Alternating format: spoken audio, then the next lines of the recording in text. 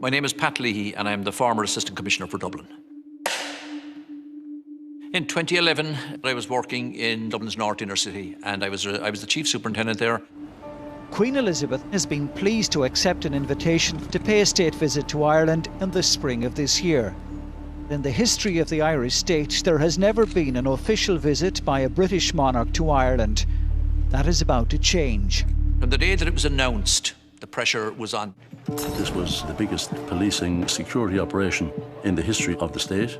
The intelligence and the information about potential attacks was coming in almost daily. There was still quite a considerable rump of dissident Republicans active on the island. Certainly some of those groups had the capability of mounting terrorist attacks. We knew that there was attempts being made to breach security. In the vehicle was paraphernalia used in the making of the pipe bomb. This is the type of person that we fear in protection operations. Lone wolves are hard people to detect. The critical phone call came in that there was another bomb. It's the last place that you need to start panicking.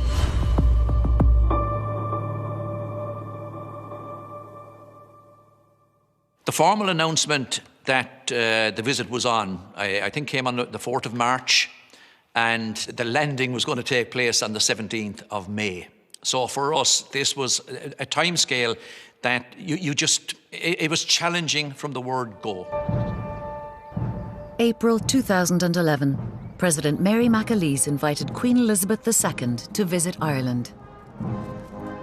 Everybody took a sharp intake of breath when they saw the timescale that we had here to actually get the planning right for it and to put everything in place. We knew we had 8-9 weeks to plan for the biggest security event of our lives. The visit would mark the first time a British monarch had set foot on Irish soil in 100 years.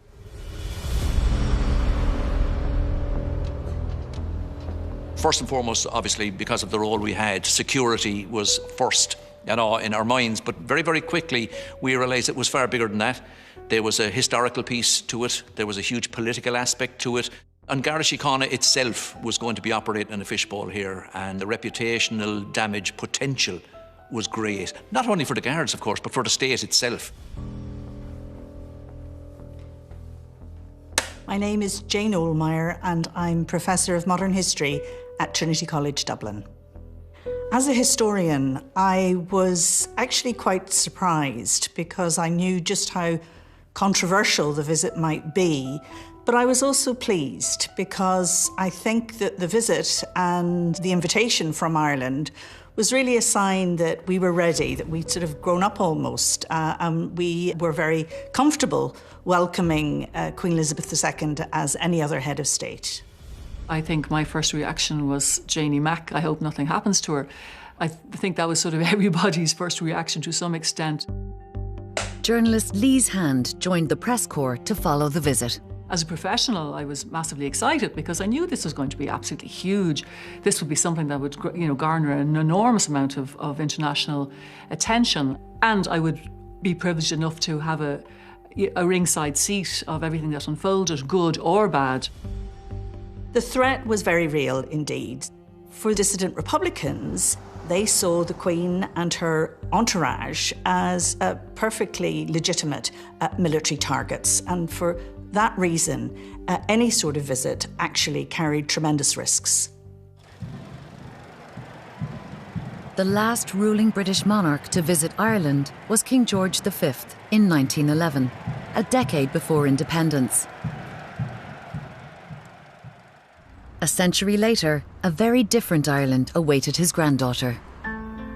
This visit in 2011 was enormously historic because it was the first time the Queen of England was visiting the Republic of Ireland since we had become independent. And the visit had really been impossible because of the conflict in Northern Ireland. It was much more difficult for the Queen or members of her family to visit Ireland because the Irish Republican Army, the IRA, had explicitly said they were going to target anybody associated with Britain and empire.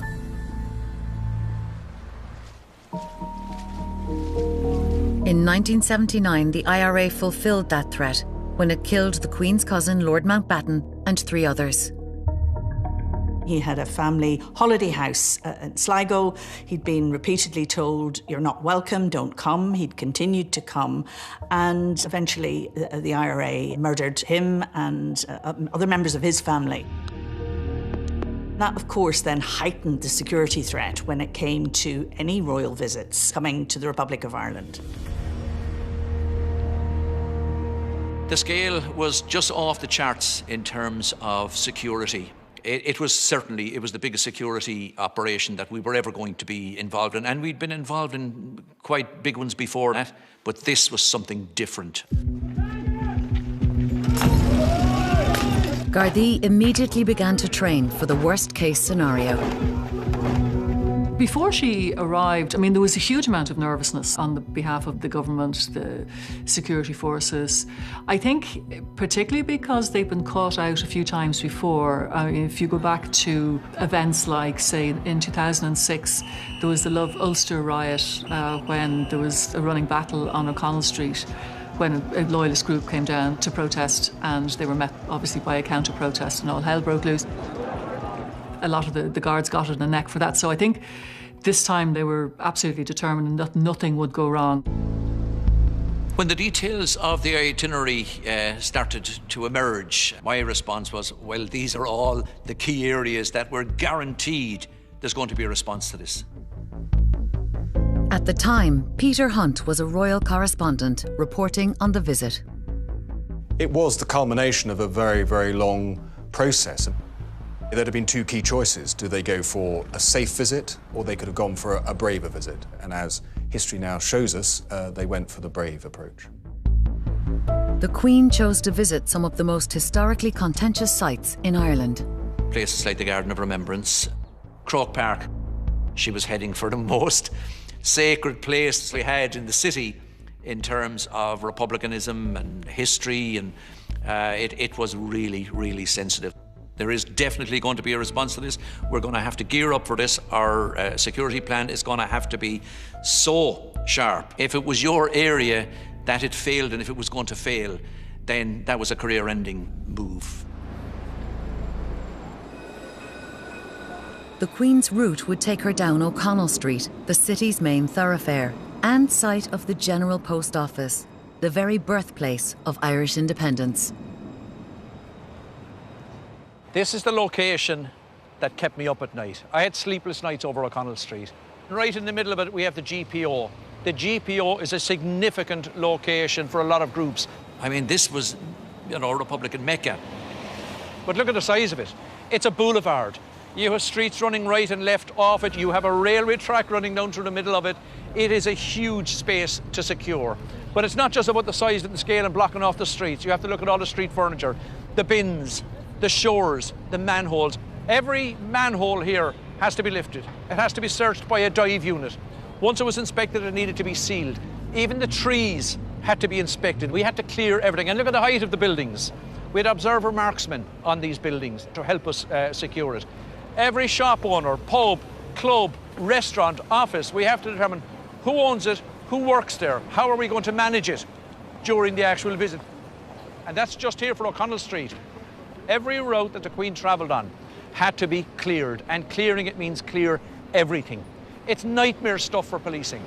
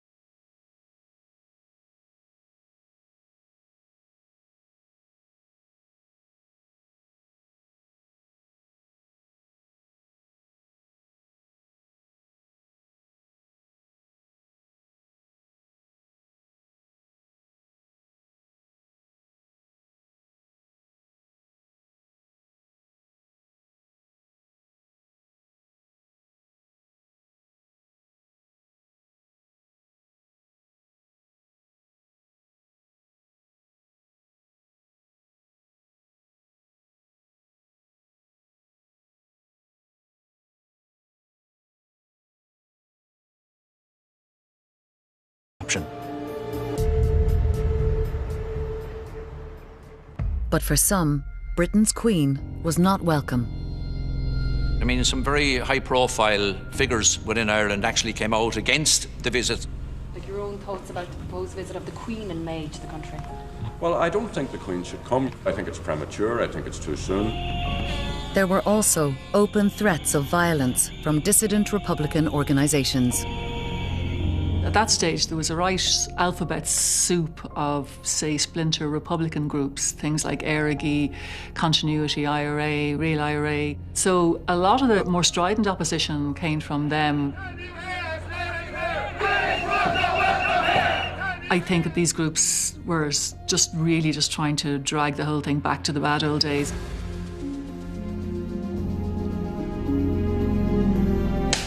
Mick Feehan is my name.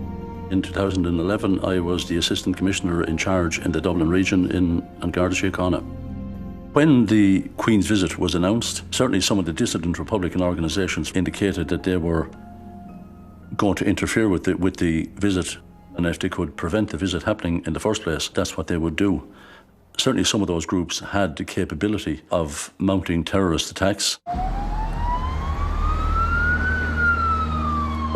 The threats began to emerge almost immediately after the announcement was made. They were coming in from the word go. Threats around improvised explosive devices, I would say, were like snuff at a wake in the couple of months leading up to the actual visit, and that ratcheted up, as we got closer to it. There were monuments around the city which were obviously linked, to the time of British rule here. There were IEDs, improvised explosive devices, placed in some of those. So certainly the number of calls and the number of call-outs for the Army Explosive Ordnance Team had certainly ratcheted up in the 6 weeks before the visit. Certainly unprecedented in my experience, and I've had 35 years in Garda Síochána. Every threat, whether real or a hoax, was designed to stretch Garda resources and cause disruption. There were a significant number of threats made, and we had to investigate every one of them. And every piece of information, every piece of intelligence had to be chased down. We had to accept every threat as being credible until we decided it was not.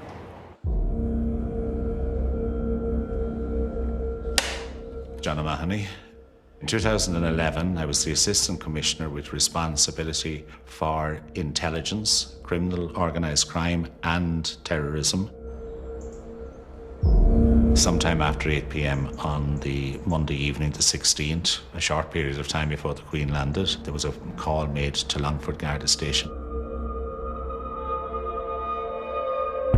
That call was a very short duration. A man informed them that there was a bomb on a bus going from Ballina to Dublin.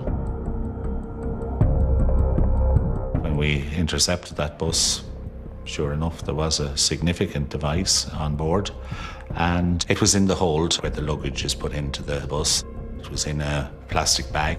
There was also a timing device. It was attached to a plastic container. It was nearly full of a liquid accelerant, and the pipe bomb itself was attached to the bottle. It was described to me as this was an IED firebomb. The Army EOD team were called out, and they examined the device, made it safe, and they advised that this was a viable improvised explosive device, which, had it gone off, certainly had the potential to kill. We had no intelligence on it. It was coming out of the blue. That unknown entity that you fear, you always fear for the unknown, and it did happen. The discovery of a viable bomb from an unknown source now threatened the entire security operation. Immediately, we had to start a process where we would deal with it. We had to put resources into carrying out an investigation, securing intelligence if we could. Lots of questions there. How did it happen? We would have been happy from our intelligence sources that it wasn't dissident Republican groups. So in effect, I suppose, we had a person who was a lone wolf on our doorstep. This is the type of person that we fear in protection operations. Lone wolves are hard people to detect.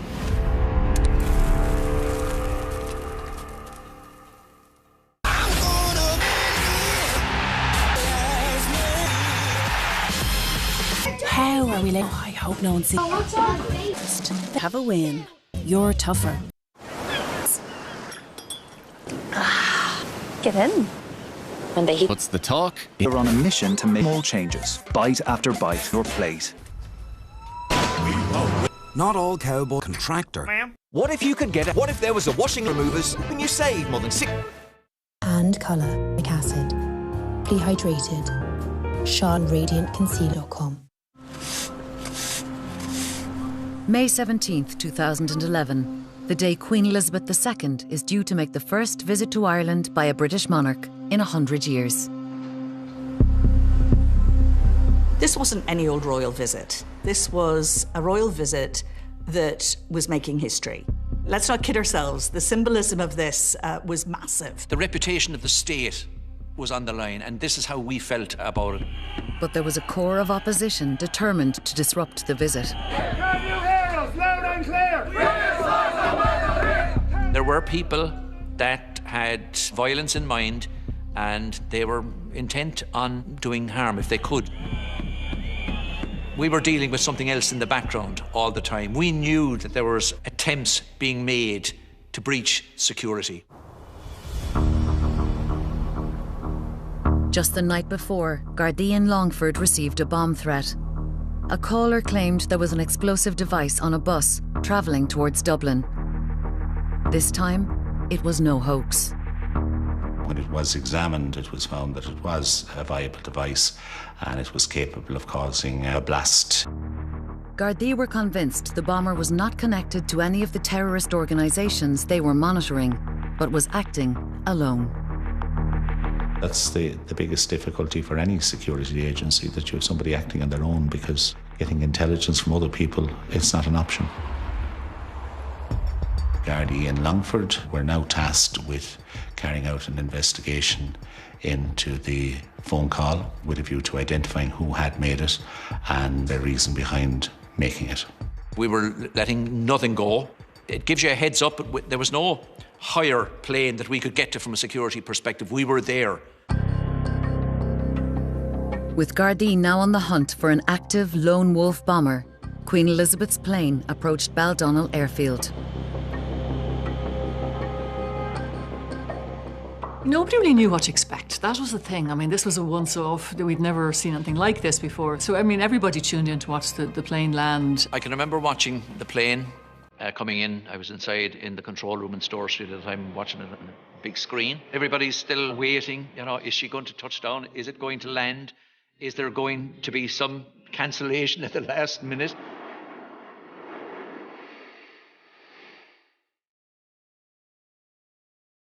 I think, you know, the steps came down, and next thing she emerged, dressed in green, with a massive smile on her face. And everybody went, oh. I mean, it was almost sort of like, okay, she's obviously, you know, setting the tone on this. She made a huge impression, and I think huge care had gone in to selecting her wardrobe throughout the visit. She was wearing a beautiful green outfit, and it was the beginning of a charm offensive, because you could see from the very second that she stepped off that plane that she really was trying very hard indeed to show tremendous respect for Ireland and everything Irish. The Queen's safety was now the responsibility of the Irish state. Kevin Donoghue was the Garda in charge of her security detail. 2011, I was responsible for what we call the Special Detective Unit, which is a national unit, deals with all national security issues around counter-terrorism, counterintelligence and executive protection. My job in the job of the Special Detective Unit was to ensure that the Queen would not be harmed. At the extreme, you're looking at dissident Republicans or somebody trying to take a shot at her with a firearm. And at the other level, and which could be as embarrassing for the country as somebody lobbing an egg or a tomato at the car, all of the things we've put in place are now going to be tested. And we need to know that we're ready to respond. Detectives in Longford continued their hunt for the bomber, worried he would strike again. Meanwhile, Kevin and his team escorted the Queen and Prince Philip to Áras an Uachtaráin. Today, President McAleese fulfilled a long-time ambition, formally welcoming the head of state of our nearest neighbour on a first official visit. Inside the Áras, the Queen and her husband were introduced to the Taoiseach, Mr Kenny, before both signed the Visitors Book. The last reigning British monarch to visit this building, and indeed Dublin, was the Queen's grandfather, King George V, exactly a century ago in June 1911. She next began her journey into the city centre, where, unusually for Queen Elizabeth, she would pass through empty streets. The city centre was in lockdown. It was deserted. It really was unprecedented and really quite extraordinary. And I think, again, why we were terrified that something bad was going to happen. One of the challenges we had was to find a balance between allowing people to experience the visit of the Queen, but we had to balance that with the threat level that we had. And we did our best, but they were really sensitive sites. So we had to, bring the security element to the fore. I've never seen security in Dublin like what we experienced back in 2011. There were snipers on the roof in Trinity. People had gone down manholes to make sure there were no bombs in drains. I cannot think of a comparable example where she literally went from sort of one secure zone to another without encountering any sort of normal people on the street who were interested in seeing her being driven past. The Queen is used to being driven or walking through people where people applaud her, instead of which she saw empty streets, most notably in Dublin. So that will have been psychologically quite challenging.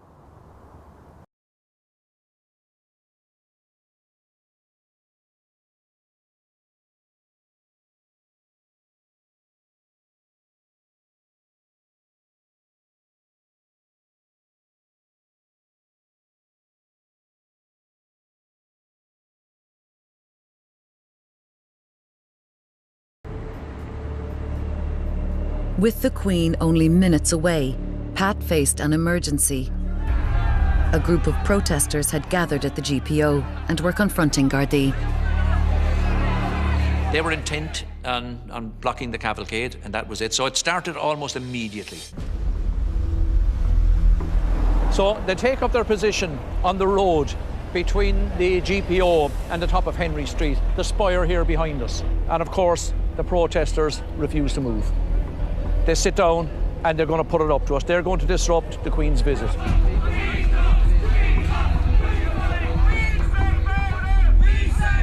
We were potentially looking at saying the road is blocked.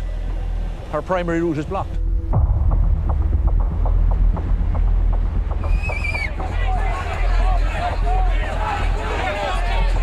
We give them another opportunity to leave and they're refusing point blank.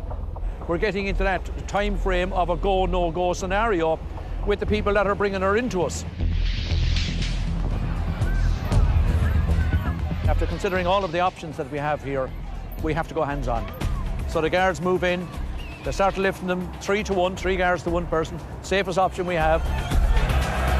There's a little bit of argy-bargy. We have to take them around the corner onto the top of Henry Street, and we have to have a line of guards there to stop them coming back. Just minutes later, Queen Elizabeth passed an apparently peaceful GPO and Henry Street and continued towards the Garden of Remembrance.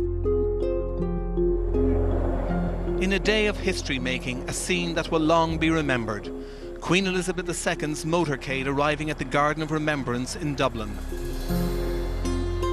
The Garden of Remembrance is such an incredibly important and symbolic and significant place in the Irish, pantheon of sacred sites. I mean, it commemorates our war dead, starting from the 1798 rebellion straight through to 1916. Over the years, many world leaders have come here to pay their respects to the founders of this state, but never until today a British monarch. At that very moment, Pat was made aware of a new threat, just a couple of 100 metres away. The atmosphere here was very tense. From the word go, it was tense. I'm hearing in my ear that something is happening up here at the junction of North Frederick Street and Dorset Street. While we're arriving in the Garden of Remembrance, there is a protest up in Dorset Street.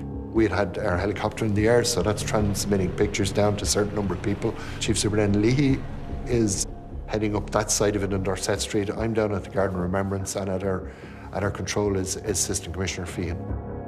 I'm located in the command and control room in Harcourt Square. We have a bank of monitors in front of us, so I can see what's happening on the ground in Dorset Street, you know, from various angles.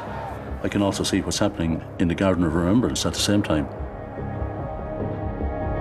Now, the Queen is after arriving. She's about 200 metres down here. We're probably talking about maybe 200, 250 people here in the junction. There's a lot of pushing and shoving going on, and they could see the cavalcade pulling up, so they knew she had arrived.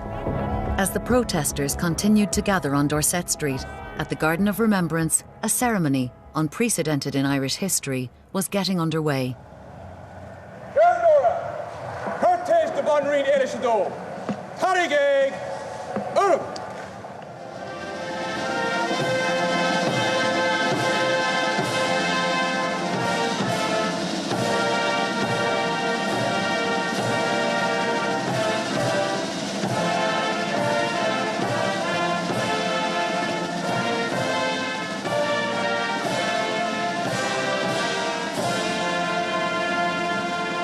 Of course, the noise, you know, increased at that stage, and the protest really took off.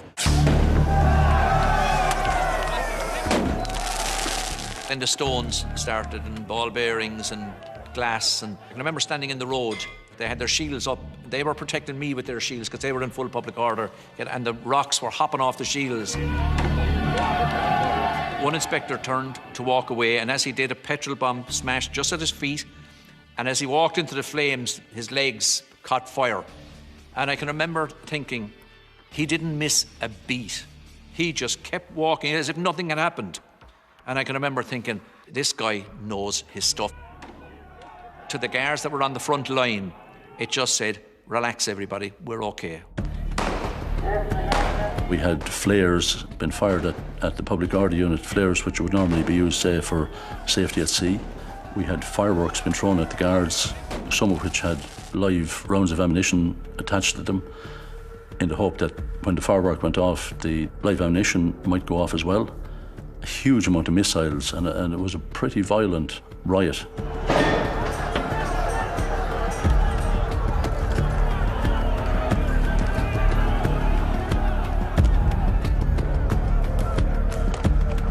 There was a corps in there that were intent on causing harm and injuring Gardaí. And I can remember they started throwing the fireworks and the bangers into the guards. And guards knowing in their heads that there had been viable devices found. This is a real fear tactic that was thrown at them. They knew that there were live threats out there, but they stood on the line. And I had spoken to the Lawson before and afterwards. They knew what was at stake. They knew what was at stake for our country, and they stood there, and they stood there again and again. So they were brave. As the chaos spiralled, Gardaí identified known dissident Republicans among the rioters. There was the chance the lone wolf bomber could be among them. We knew nothing about this person. That person could be anywhere in the country. Indeed, the person could be in the vicinity of where the Queen was visiting. With a bomber at large and the public at risk, Pat took decisive action. The buses were going through full of people, cars were turning in and finding themselves in the middle of a riot. I said, no, we can't have this. People are going to get injured here. We have a duty of care to everybody around here. One of the options was we can bring in the public order vans. Instead of getting them all out, we can drive right up to them, hop out, pick the ringleaders and take them out of circulation. Everybody else will back off after that. 20 arrests were made for public disorder as Pat and his team restored the peace. In the Garden of Remembrance, Ireland was watching a very different scene as Queen Elizabeth made history. To see the Queen of Great Britain and Northern Ireland really bow, and she really did bow on that occasion. I think the symbolism, again, that action, that sense of we are equals and I am here to respect your dead, was hugely, hugely significant. This was the granddaughter of the last King of Ireland. This was, the wearer of the British crown, commemorating and remembering those who'd risen up and fought against the British crown not that many decades before. And not only did she lay a wreath, she bowed her head. And it was the bowing of the head which was really the most striking moment and the most powerful of symbols of reconciliation. I think it just showed how aware she was of the legacies of the past, of the imperial shadows that had been cast, and her willingness to acknowledge them.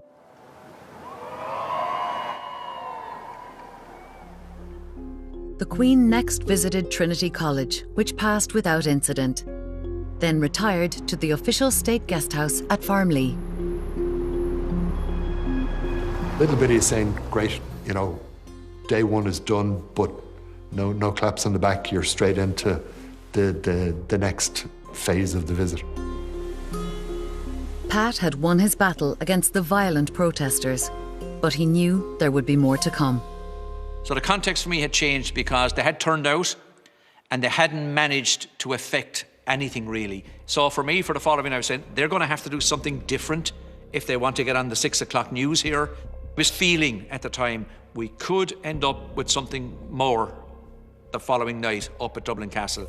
Around the city caused disruption to public transport, and there was a heavy guarded presence around O'Connell Street for the visit of Queen Elizabeth II.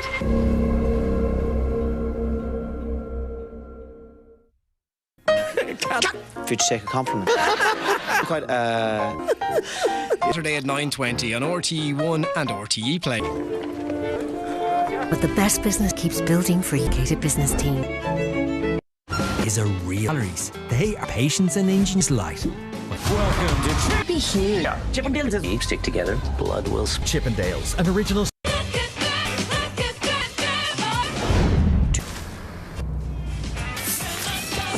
Like up to 4 well and get health. €3 million. Design inspire range of styles and atmosphere fire. Queen Elizabeth had been in Ireland for less than 24 hours and visited the Garden of Remembrance, one of the country's most contentious historical sites.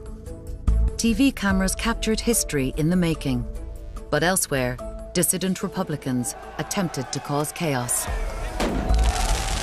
There was certainly an intent on behalf of dissident Republicans to upset the visit or do harm to the Queen or Prince Philip. They would have had the capacity to launch a one-off attack. In Longford, a bomb maker planted a viable explosive device on a bus to Dublin. Now detectives were working to identify him and stop him from striking again. They certainly bring the realities home to you, that the things that we feared in advance, may actually come true. Now, on day 2 of her visit, Queen Elizabeth headed to Croke Park, another contentious location in Anglo-Irish history. In 1920, 14 civilians were gunned down here by British forces during the Bloody Sunday Massacre. It was an unbelievably audacious move by her to go on sort of hallowed nationalist turf, given the history of 1920. But again, I think once the decision had been made by all sides that this was going to be the brave option of addressing the past, then it sort of fitted. A ring of Gardaí surrounded the entire stadium for the duration of the royal visit. This was a location that was going to have an impact nationally. This was GAA headquarters. And I think the GAA made a huge contribution by the way that they handled this. Your Majesty, on behalf of the members of the Gaelic Athletic Association throughout Ireland and across the world, I'm delighted to welcome you to our headquarters at Croke Park.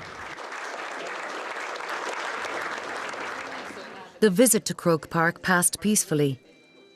But with a bomber still at large, a far bigger challenge was to come. The main event of the visit really was the state dinner in Dublin Castle, simply because it was the only time in the 4-day visit that she was going to actually make some kind of remarks or public address. So obviously there was huge interest in it. It was always going to be a bit of a challenge. You're talking about Dublin Castle. I mean, it was the seat of British imperialism for so long. And I mean, it just, again, historically, it was always going to be sensitive. Just a few hundred metres from Dublin Castle, at Christchurch, crowds of protesters were gathering, and in far greater numbers than at the Garden of Remembrance. They had something to prove now, because it hadn't worked for them the night before. They had to do something special tonight to get on the news, to become the issue or the item.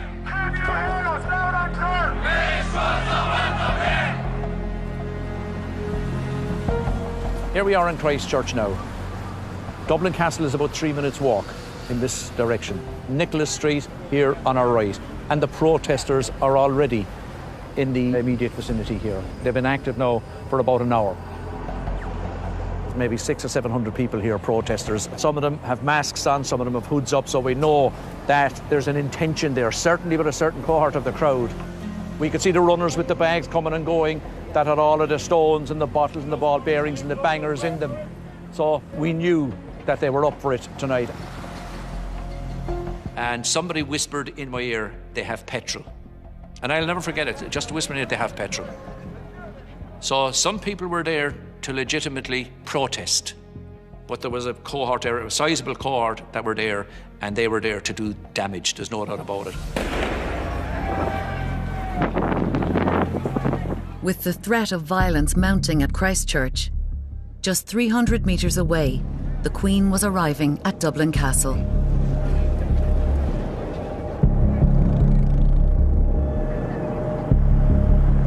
And Gardaí in Longford were receiving another call from the bomber. A person made a phone call again to Longford Garda Station. He initiated the conversation by saying, please record this conversation. I am a member of the Republican movement, Squad A, and there are 2 devices planted in Dublin Castle.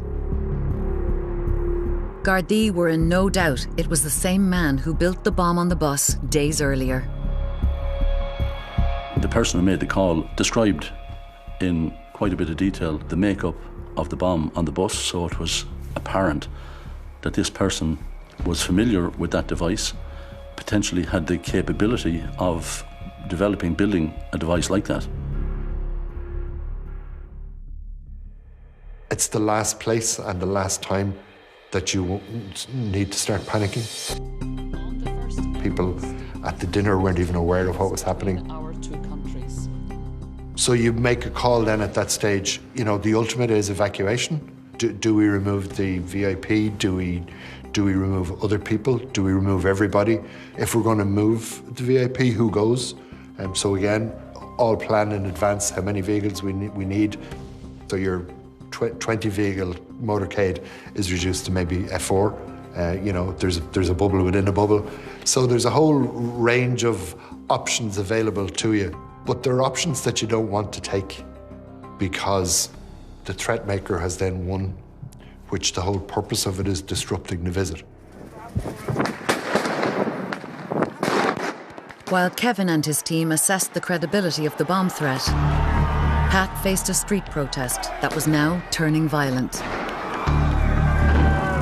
The stones were coming over, there was bottles with fireworks in the bottles, so the bottles would break and the fireworks would explode, and the glass shards were hitting their legs. And it was all to put forward the idea that these were explosives, that these were going to hurt them, that, instill fear in them. I had already made up my mind at this stage. I wasn't going to stand and let them bring it up to a tempo where guards were going to be badly injured. And potentially, with 600 or 700 people there, it was going to be really, really difficult. I had an opportunity at this stage to intervene and prevent that. Pat deployed the public order Gardaí to the front line. His plan was to charge the protesters, arrest the ringleaders, and disperse the crowd. After we got them lined up, I can remember having a word and saying, I don't want to see any batons. I don't want anybody using the baton. And when I say stop, I expect you to stop. As soon as I gave them the word, the guards sprinted out into the middle of the protesters. And the protesters were stunned. They didn't expect us to take action that early, but by the time they did, the guards were on top of them. The guards arrested the key ringleaders and the people that were carrying the bags, and they started moving them in here onto the footpath up against the wall where they could take their names and addresses, search them if that was necessary at the time. The rest of the protesters have gone either that way or that way, so effectively it's over. At Dublin Castle, the Queen was preparing to make one of the most important speeches in Anglo-Irish history. Meanwhile, Gardaí were assessing a double bomb threat made by a known bomb maker. McPhee had to decide whether to evacuate Queen Elizabeth. That was a very serious decision, not taken lightly. One of the most serious decisions I probably took during my career. Had a device gone off, well then the implications of that would be enormous, whether somebody was hurt or not. The things you have to consider on the night when you get the call is it conceivable that somebody got a viable explosive device in here? And you're hoping that you can make the call that the answer is no, they couldn't have. You're, I suppose, calling their bluff, if you like. But you're calling it with a weighted hand because you know all of the stuff that you've done. Ultimately, the decision was mine. I had to make a decision as to whether I trusted the policing plan that we had put in place and the whole operation we had running, and I trusted that plan.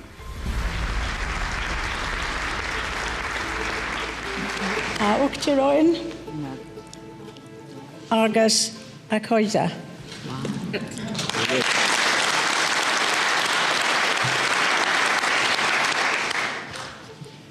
Prince Philip and I are delighted to be here and to experience at first hand Ireland's world-famous hospitality. The Queen had spoken in a language outlawed by her predecessors for hundreds of years. There was this jolt of electricity went through the room. I mean, we could feel it even up on the balcony. It was literally like a sort of a crackle in the room as people just went. Not only did she just say the cúpla focal, but she did it really well. She said a few words of Irish to begin, and then she gave one of the most emotional, personal and political speeches that I have ever heard her give. It is a sad and regrettable reality that through the history our islands have experienced more than their fair share of heartache, turbulence and loss. With the benefit of historical hindsight, we can all see things which we would wish had been done differently, or not at all. And there was this really powerful message of we have to bow to history, but let's not be bound by it. Let's create a shared future. I mean, everybody in the room understood, you know, just the significance of that and went, okay, this really is, you know, this is something special. This is going in a completely different direction than we thought it would be. You knew as she spoke, you knew with the reaction of the President, Mary McAleese, with the words that were being uttered, you knew that this was happening, that this was a significant step in the attempts by two countries to address the past and to move on.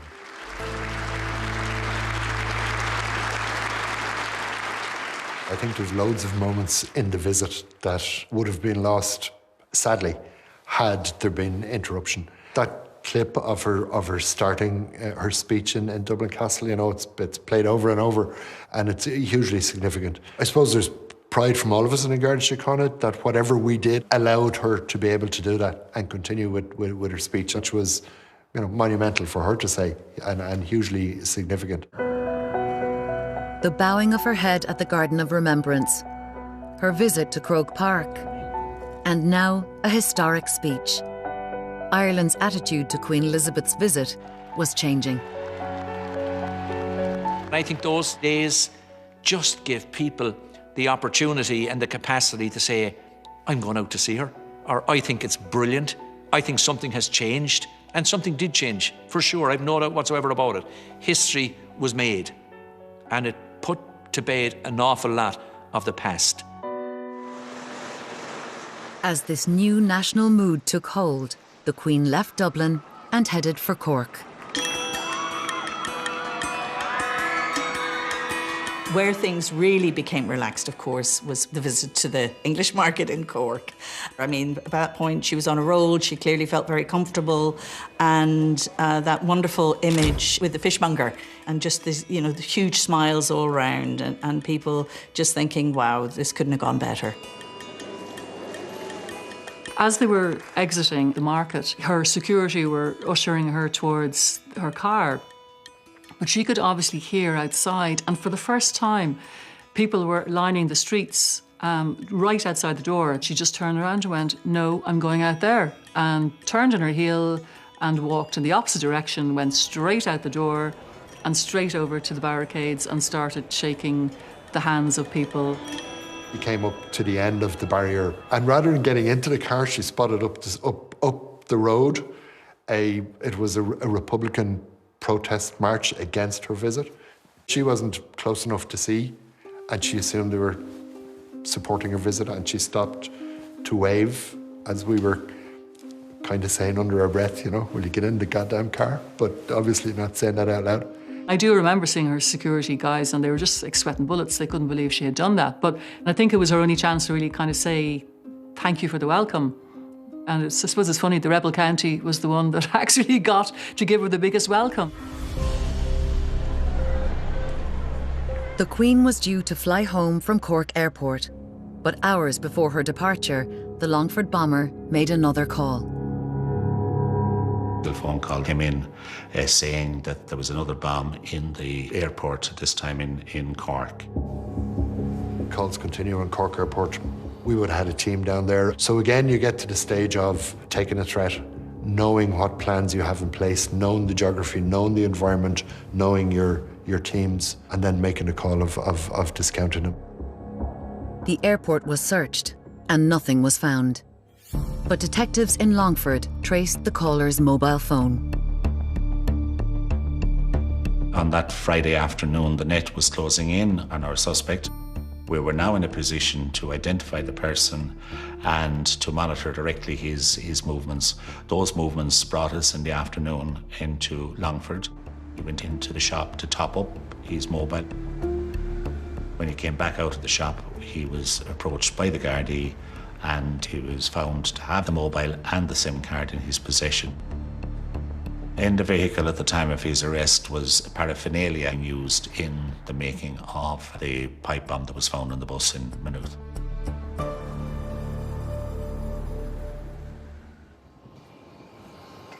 With the bomber now in custody, Queen Elizabeth and Prince Philip were escorted to their plane by Taoiseach Enda Kenny.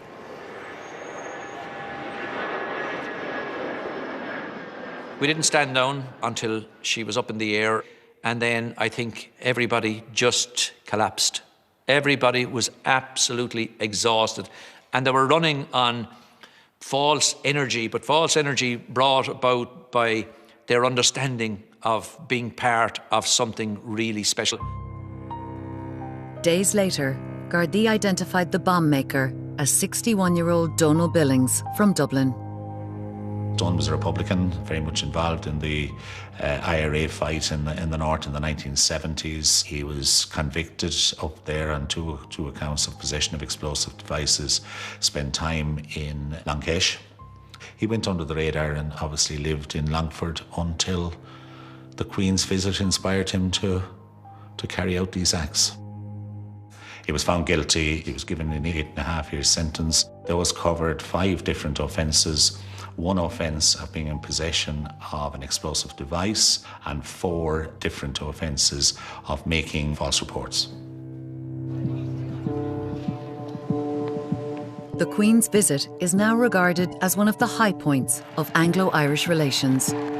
I think the fact that it did go so well, I think it just took everybody by surprise. I think it took her by surprise, and I think it took both governments by surprise, and I even think the Irish people surprised themselves a little bit as well. She really captured the hearts